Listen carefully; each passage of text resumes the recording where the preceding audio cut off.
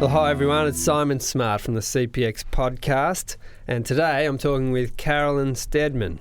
Well, more than 30 years ago, Carolyn, then the mother of two of her own children, heard a radio interview about the desperate need for foster carers.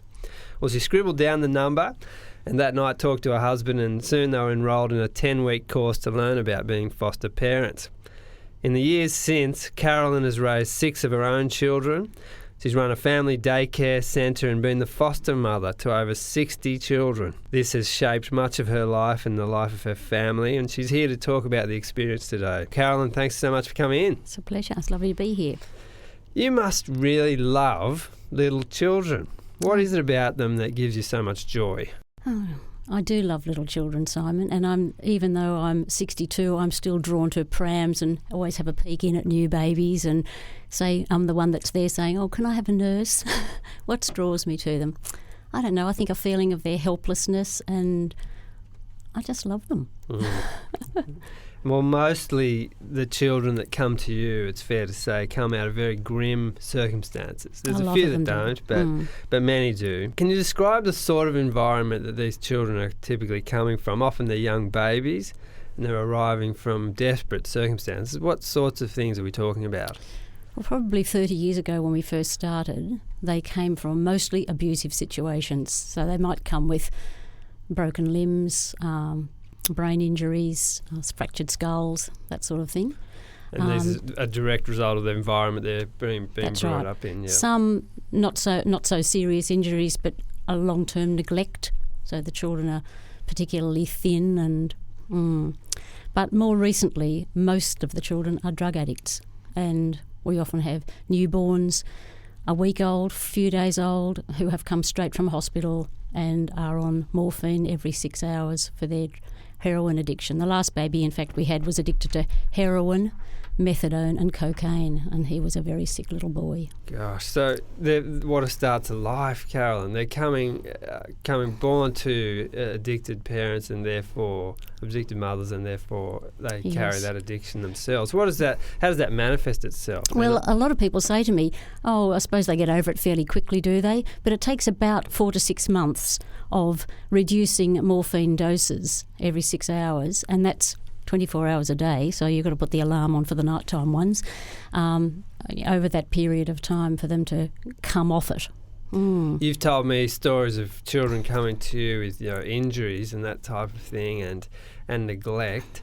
What are some things that stick in your mind, stories of children like that, and the type of, they arrive to you in what sort of state? Well, one I particularly remember, a little one who was about somewhere between 14 and 18 months old, so tiny, and she was supposed to have fallen down the caravan steps, but she came with a luminous pink splint, a plaster on one arm, a luminous yellow one on one leg, and a luminous green one on the other leg. So 3 limbs broken. She was a bit of a it's hard enough challenge. Getting a kid into one of those baby suits without any broken limbs. I bet that was a challenge. Yes, we didn't use baby suits. Bathing her was a challenge. Oh gosh. Keeping all the plasters dry. So you've seen a change over the years to where drug problems seem to be the key issue in the family. Is that what you're saying? I am, but I'm not saying the abuse has gone away. It hasn't, but because with drugs, abuse comes as well, so it's even more of a problem. Instead of just being abused, now you have a drug addiction and you're abused. You might come a drug addicted and you have a brain injury from being shaken. And Oh. You've told me also some heartbreaking stories of where the children, very young children, have been effectively the carers of their younger siblings. How does that happen? Or what circumstances bring that situation? Well, that's when the parent, it's usually a single parent, isn't able to cope. In fact, I've seen children who have been the carer of their parent. So there's one little girl we had who had been caring for her mother. Her mother was an addict, and she told me once, Mummy was on the bathroom floor for a long time, and the department told me that when they found the child and the mother, she was on the bathroom floor and the child had covered her with some little dolly's blankets. So they're being brought into a situation where they're having to grow up very, very quickly. Yes, indeed. Yeah, how does it make you feel? Like what is it that you most feel when you hear and see and experience these sort of situations? I feel like crying. I feel those poor children have had their childhood taken away from them. And when they come to us, we try very hard to let them be children and let them play and let them not have any worries and let them feel safe and secure and loved. You've had many, many children coming and going. Some you've had for short periods of time, I guess, yes. And some for much longer. Is that right? You've had some stay for even a year or two. So they're really forming that very early period in their lives in your home. They are. They're a member of our family very much when they've been there for, even, I was going to say when they've been there for 2.5 years, and we have had children that long, but even when they've been there a shorter period of time than that, we just fall in love with them as soon as they come through the door. As soon as we open the front door and somebody's there with a baby in their arms, I think, oh, good, there's another one for us all. Does everyone have that sort of reaction in your family? Some are more interested than others. And in fact, my second daughter, who has now gone on to do the foster care course, and although she hasn't had a placement yet, she's intending to start fostering herself. So she's loved it. Yeah, okay, that's interesting. It obviously hasn't scarred her too much. I'll ask you about the impact on your family a little bit later. I gather this sort of drug addiction, violence is a bit new to your. It's not your everyday experience living in a fairly it is now. Leafy suburb of Sydney. It wasn't 30 years ago, but it is now. I quite expect people to be drug addicted, and you're quite at home with that. Yes, I am nowadays. Well, I bet it was new in those early days, but you've come to see a side of life that isn't yours. And there have been children who've gone into a voluntary care situation where the mothers have said, take the child for me so I can go into an institution and be rehabilitated. Those mothers know where the child is. Most of the time, foster people don't know where their child is. They know they're in foster care, but to give our family some security, they don't tell them the address, just in case they want to come and get the child or steal from us or blow up our house or whatever. Sure. But some parents know where they are, and so therefore I have met these poor drug-addicted young women. So I've had quite a bit to do with a lot of them. Yes. You draw some links between your Christian faith, your Christian belief, and this life that you've lived caring for these children. What's the link there? Well, I know I couldn't do it on my own. And I do have quite a strong faith in God, and I know that He helps me with it every day that I have a child. Well, every day of my life anyway, but every day that I have a child, I know that He's there helping me with it, helping me to remain calm and patient and all those sorts of things. Is there a part of the motivation in caring for these kids come out of a Christian commitment as well? Well, for me, as a Christian, I believe that God gave me good caring skills, and I feel that He expects me to use them for His glory. And so I do foster care for that. Right, so this is a sense in which you feel it's your gift. It is. Yeah, and it wouldn't be everyone's Absolutely gift, not. presumably. No. Some people have very different gifts, and if they're Christians, they probably feel that God expects them to use those gifts too. But this is mine, and well, you're certainly putting it into practice. I think sometimes Christians are accused of not really, they can talk about their faith, but not putting it into practice. Well, I'm sure you're not someone we could accuse of that. But what are you hoping that you're going to give to these children? Often they're small babies; they might not even remember you, presumably. What are you hoping to give them in caring for them? Well, I know that 90% of them won't remember me. In fact, probably much higher than that. What I'm hoping to give them is, for those weeks or months or years that they're with us, a sense of being loved, being secure, feeling safe, being happy, having joy in their lives. And I've always had in my head that every time I pick a baby up, I'll say a little prayer for it. And most of the times my prayer is that they will eventually know God, and that's what I hope for them. But I know that for me and my Christian faith, I know God's in charge of all that. And when things happen to children, like their return to their drug-addicted parents, who may now be on a methadone program, so there is some improvement. But I worry about them, and I just have to say, God, take that child. I have to give it up and not worry about it. And you've seen some incredibly frustrating situations where children in terrible circumstances have been returned to those circumstances because of the way the system works. You have a bit of a strong feeling about how it should be different. I believe if parents have a couple of goes at looking after their child and it still falls through again, I think the children should be removed and placed into foster care in an open situation where they have contact with their parents but are in a stable situation.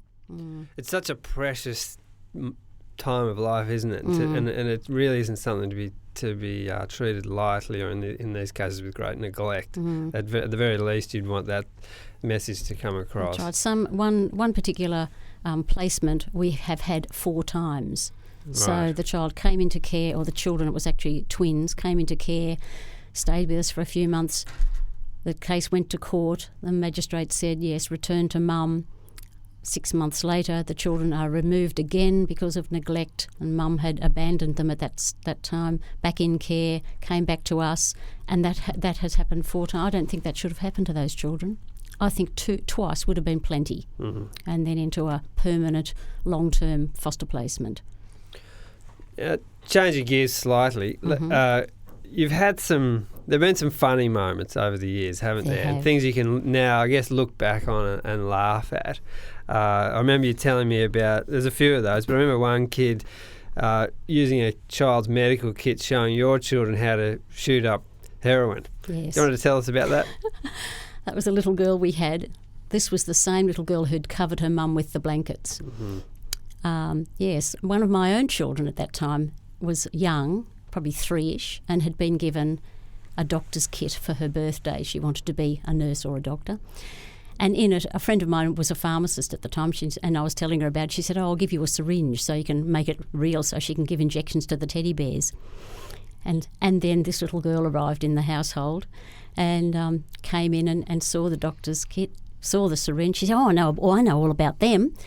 And she got hold of a Dolly's blanket, put a tourniquet on her upper arm, and then sat there and used the syringe to show us how to inject her arm. She was 2.5. Well, there we are, a bit of education. That was a bit of a mind-opening experience for our 3-year-old, well, and the rest of the family too, and me. I'm thinking, oh my goodness, this poor little girl. One day she was setting the table for me, and she always wanted to help. So I said to her, you can put the salt and pepper on the table. She said, I know all about pepper. I said, what do you know about pepper, darling? And she said, I know about pepper. She said, one day a man came to our front door and threw pepper in my mum's eyes. I said, well, we won't do that with our pepper. We'll just put it on the table. Was she the one who, when she heard the siren? That's her. Right, tell us that story. Driving down the Pacific Highway one day, we were approaching Chatswood, and she said, I know where we are, Carolyn. And I said, where are we? She said, we're in Chatswood. We come here for methadone. And I said, oh, do you? That's interesting. And as we went on a little bit further, she saw a fire. It was a red car. It was a vehicle, not a big tanker truck thing that they put fires out with, but the fire officer probably goes in it. And she was down on the back seat, and I lying down the back of the car. And I said to her, sort of with her head right down, what are you doing down there? What's the matter? And she said, I've just seen the cops. I'm hiding from the cops. Oh, dear, what a life you've had. It's tragic and funny, I guess, in one sense. What about the kid who came to you as a boy and discovered it wasn't the case? Oh, yes, the department rang us and asked us, could we have this dear little boy? He was just a couple of weeks old at the time, and when I brought him in, and he'd been at the doc's office for some time, so I knew he probably was ready for a nappy change. I brought him in and took his nappy off, and he wasn't a boy, he was a girl. He had a quick name change? Yes, rang them up, and his name, his surname and Christian name sort of could have been turned around. And so that was the mix-up. That was the mix-up, yes. I'm glad we cleared that one up. Yes. Letting go of these kids must be very painful. Have you just developed a hard heart at this, or how do you do it if you get attached to them? Do you think I've developed a heart of anything? I suspect not. No. No, we all cry, and it is a very hard time. I mean, I could sit and tell you about a particular departure that broke our hearts and we still feel sad about, but yeah. You've had some contact with, it's usually and appropriately not the case that you see them in an ongoing sense, but you have had some good stories, haven't you, where one girl, I think it was, who came back to see your house. Yes. and where she grew up. That's right. We had her when she was a baby, when she was a few months old, until she was about 14 months, something like that. And she was then, her own mother was a drug addict, and she overdosed and died. She then became available for adoption. Her own relatives were checked out, grandma and aunties, could they take another child in, but nobody could. So she was available for adoption, and she was adopted. Her adoptive parents didn't tell her straight off that she was an adopted child, and when she was 12 years of age, they decided it was time to tell her. So they sat her down and said that she'd had been adopted, and her first question was, how old was I when you got me? And they said, you were 14 months old. And she said, well, where was I until I was 14 months old? And her mother said to her, you were with the Stedmans, a family who live not too far away. And she said, I'd like to meet them. And so the adoptive mum rang me and said she wants to come back and see you. So she came, and she wanted to see which room she slept in, what toys she played with, where she ate her breakfast, and did we have any photographs of her. And we happened to have 14 photographs of her, so we got prints of all those, and yeah, that was nice. And I haven't seen her since then. That was about 18 months ago or so. But I wouldn't be surprised if she wants to just make contact again. So it's important filling the gaps in someone's story, isn't it? So yes. That was a good, great moment for her, no doubt, and for you as well. Yes, and the department insist upon now, these days, what they call a life story book, so that you do take photographs of a child when they're with you, so they don't have any gaps in their lives. Your family, no doubt, bore a great cost in this. You had 6 children of your own. Some of your energy would have been taken away from them and to other children. Could you speak briefly about the bit of the cost, but also what you might see as a benefit to your children in this experience and your marriage and so on? Yes, well, there certainly were times when our children resented having a foster child in the family. Like, we'd all be at the park with a group of friends, and the foster child would be little and overtired and needing to go home. So it would either mean, if it was local, one of us could take the baby home and the other, and my husband perhaps would stay with our mob. But often it'd be the whole family would have to go home because the foster child needed to go to bed. And I'm sure I know they felt that wasn't fair. Everybody else was still at the park, but they couldn't be. So there were times like that. But they're all adults now, and no one has ever said, and they would tell me. They tell me exactly what they think. No one has ever said, I wish you had never done it. I think it gave particularly all of our kids a very realistic idea of what it's like to have a new baby in your family. No one thought that when they had a baby, that it would sleep for 4 hours and then wake up and have another little feed and go back to sleep again. Preparation I could have done with in some ways. Well, they mostly had heroin addicts who screamed all the time, so they think their own babies have been wonderfully good because they did sleep for a few hours. So yes, that was a cost, and I don't think there was a cost in our marriage. I think it's probably strengthened our marriage. David has been incredibly supportive.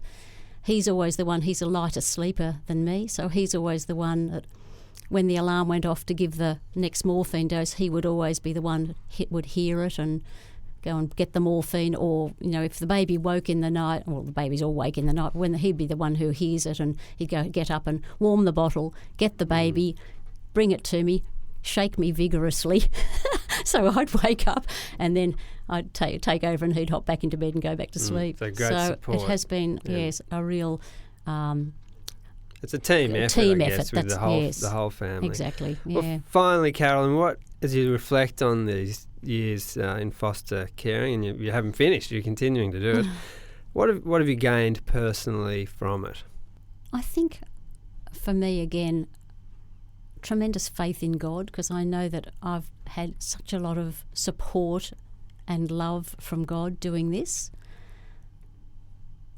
Yeah,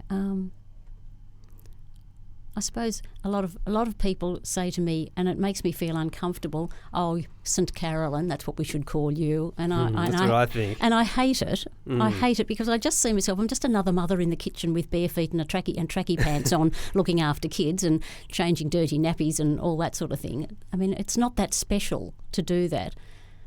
But yes, I guess I just have a capacity.